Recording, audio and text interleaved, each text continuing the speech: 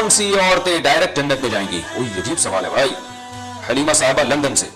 वो कौन सी 4 औरतें हैं जो बगैर हिसाब किताब के जन्नत में जाएंगी और इसका सबब क्या होगा?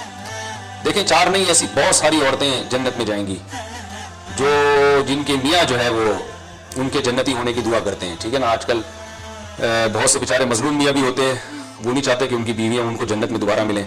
तो बहुत से ऐसे जालिम मियाँ होते हैं जो मियाँ ये चाहते हैं ना।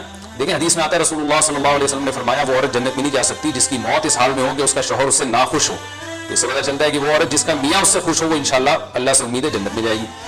तो अब डायरेक्ट जन्नत का तो मुझे नहीं पता, लेकिन बहरहाल जो शरीयत ने कुछ अहकाम बयान किए हैं वो पूरे कर लें, एक शौहर को खुश कर लें, 5 टाइम नमाज पढ़ लें और जो है पर्दा कर लें पाबंदी के साथ, गीबत झूठ चुगली से बच जाएं, तो चंद एक अहकाम पे औरत अमल कर लेना तो डायरेक्ट जन्नत में जाएगी। औरत के लिए जन्नत में जाना आसान है, मर्द के लिए मुश्किल है, मर्द पे जिम्मेदारियां ज्यादा हैं।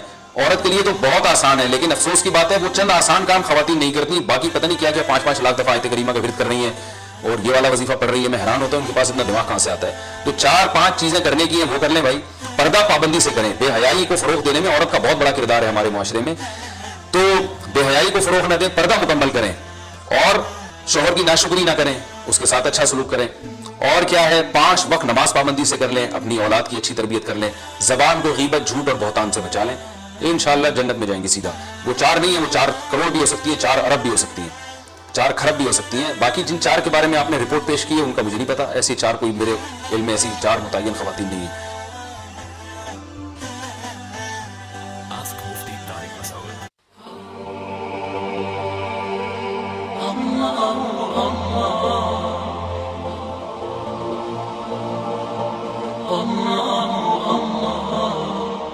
दीन की बात फैलाना सदक़े जारिया है।